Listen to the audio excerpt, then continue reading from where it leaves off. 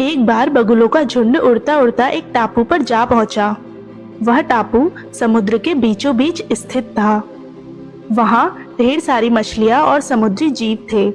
इस प्रकार बगुलों को वहां खाने पीने की कोई कमी नहीं थी। सबसे अच्छी बात यह थी कि वहां बगुलों का शिकार करने वाला कोई जंगली जानवर भी नहीं था।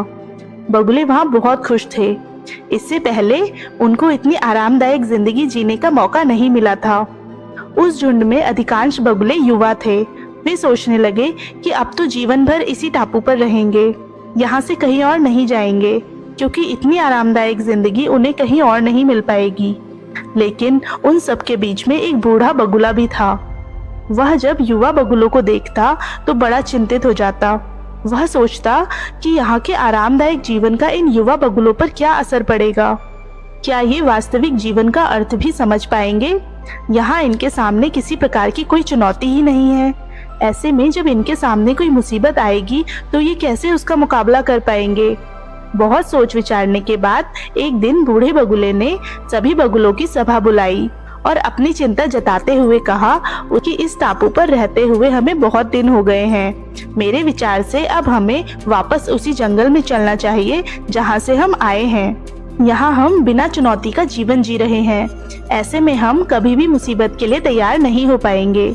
युवा बगुलों ने उनकी बात सुनकर भी अनसुनी कर दी। उन्हें लगा कि बढ़ती उम्र के असर से बूढ़ा बगुला ऐसी बेकार की बातें कर रहा है। उन्होंने टापू की आराम की जिंदगी छोड़कर जाने से मना कर दिया। बूढ़े बगुले ने उन्हें समझाते हुए कहा कि तुम सब ध्यान नहीं दे रहे कि आराम के आदी हो जाने के कारण तुम लोग उड़ना तक भूल चुके हो। ऐसे में यदि मुसीबत आई तो क्या करोगे? मेरी बात मानो, मेरे साथ चलो। लेकिन किसी ने बूढ़े बगुले की बात नहीं मानी। बूढ़ा बगुला अकेले ही वहां से चला गया। कुछ महीने बीते।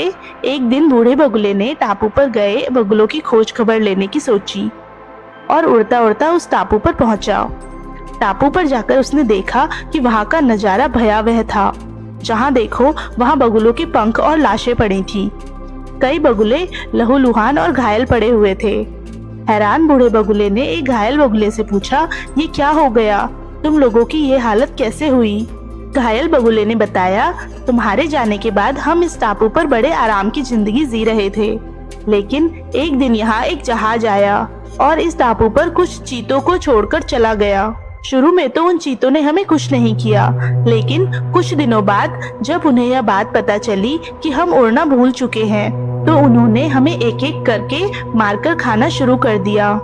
उनके ही कारण हमारा ये हाल है। शायद आपकी बात ना मानने का यह नतीजा है।